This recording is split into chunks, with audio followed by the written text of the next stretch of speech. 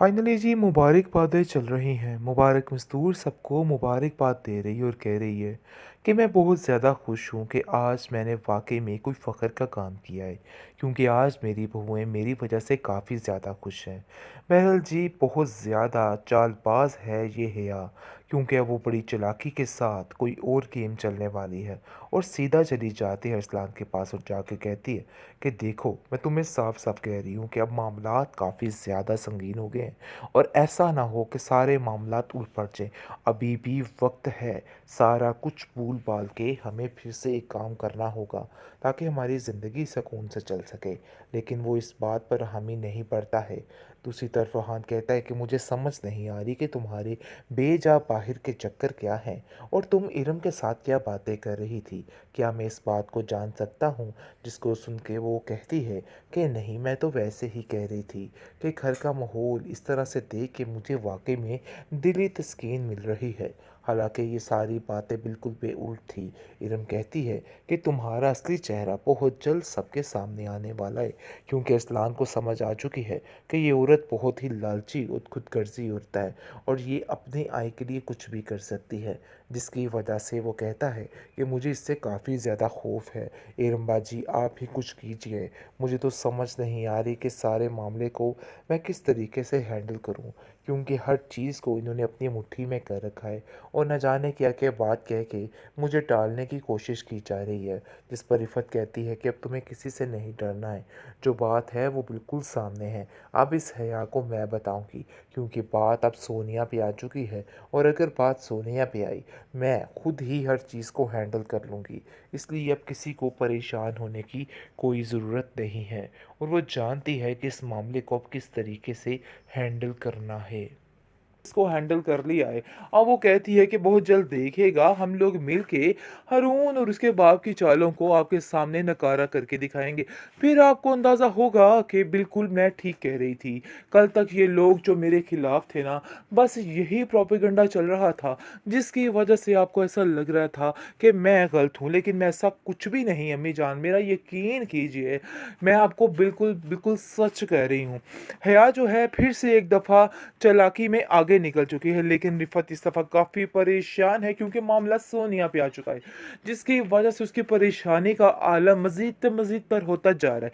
और वो कहती है कि देखो, बाकी सारा कुछ एक तरफ, लेकिन सोनिया की ज़िंदगी में इस तरह से रोड़े अटकाने की बजाय बेहतर यही है कि तुम अपना रास्ता नाप लो। ऐसा ना हो कि मैं एक यानी कि जंगली बिल्ली की तरह तुम्हारा इस तरीके से रास्ता काटूँ कि तुम याद रखो। लेकिन जी उसे कोई फ़र्क नहीं पड़ता, चाहे जो मर्ज़ी हो। वो इस खेल की पुरानी खिलाड़ी है और उसे इन सब चीज़ों से कोई फ़र्क नहीं पड़ता, क्योंकि उसको पता है कि उसने इन सारे मामलात से किस तरीके से निकलना है और क्या करना है। बहरहाल जी हिया अब बहुत चालाकी के साथ ही सब कुछ कर रही है, क्योंकि उसको पता है कि अब जो मामलात चल रहे हैं, अगर ज़रा-सी भी कोताही हो गई ना, तो सारा मुद्दा उसके ऊपर आके गिर जाना है।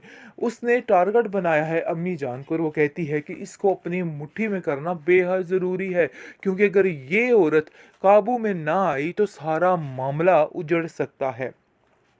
ज़रार कहता है कि मुझे तो समझ नहीं आ रही कि आखिर आप लोगों ने इतनी बड़ी-बड़ी बातें अम्मी जान से छुपा के कैसे रखी? आप लोगों को ऐसा नहीं करना चाहिए था।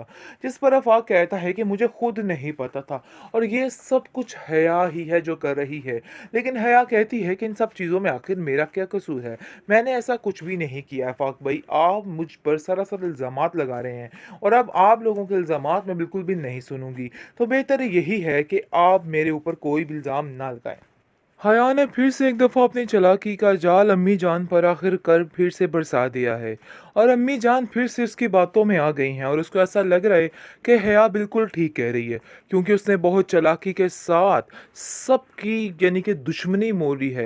लेकिन उसको इन सब चीज़ों से कोई फ़र्क नहीं पड़ता है और ना ही कोई डर, ना कोई खौफ कि आखिर असल मामला क्या था। अगर वो भी खुल गया तो फिर इस हया का क्या हाल होगा।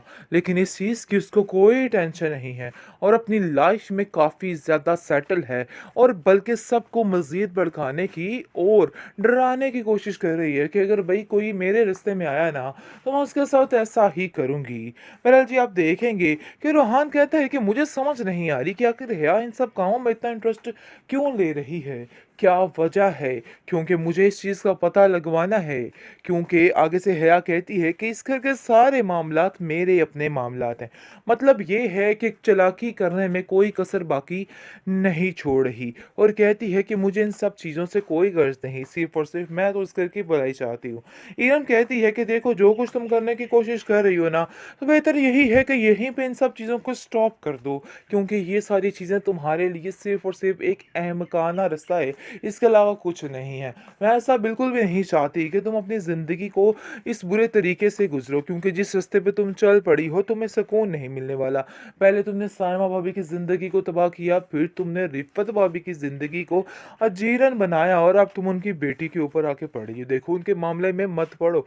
मैं तुम्हें बस इतना ही कहना चाहती हूँ, बल्कि वार्न करना चाहती हूँ। जिस पर हया कहती है कि हया किसी की वार्निंग से नहीं डरती है।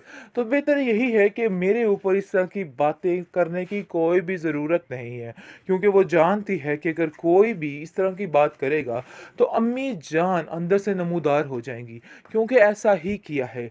अम्मी जान को उसने अपनी मुट्ठी में करके हर चीज़ को हैंडल कर लिया है।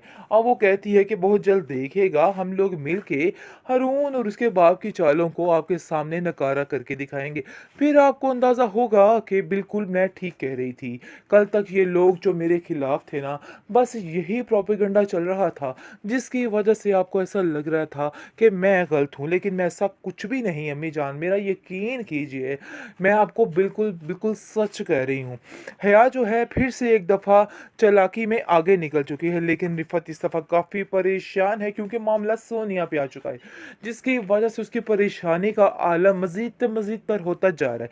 और वो कहती है कि देखो, बाकी सारा कुछ एक तरफ, लेकिन सोनिया की ज़िंदगी में इस तरह से रोड़े अटकाने की बजाय बेहतर यही है कि तुम अपना रास्ता नाप लो।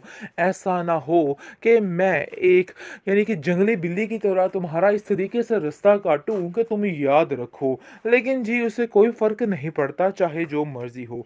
वो इस खेल की पुरानी खिलाड़ी है और उसे इन सब चीज़ों से कोई फ़र्क नहीं पड़ता, क्योंकि उसको पता है कि उसने इन सारे मामलात से किस तरीके से निकलना है और क्या करना है। बहरहाल जी हया अब बहुत चालाकी के साथ ही सब कुछ कर रही है, क्योंकि उसको पता है कि अब जो मामलात चल रहे हैं, अगर ज़रा-सी भी कोताही हो गई ना, तो सारा मुद्दा उसके ऊपर आके गिर जाना है। उसने टारगेट बनाया है अम्मी जान को और वो कहती है कि इसको अपनी मुट्ठी में करना बेहद ज़रूरी है, क्योंकि अगर ये औरत काबू में ना आई तो सारा मामला उजड़ सकता है। ज़रार कहता है कि मुझे तो समझ नहीं आ रही कि आखिर आप लोगों ने इतनी बड़ी-बड़ी बातें अम्मी जान से छुपा के कैसे रखी? आप लोगों को ऐसा नहीं करना चाहिए था। जिस पर आफ़ाक़ कहता है कि मुझे खुद नहीं पता था और ये सब कुछ हया ही है जो कर रही है। लेकिन हया कहती है कि इन सब चीज़ों में आखिर मेरा क्या कसूर है?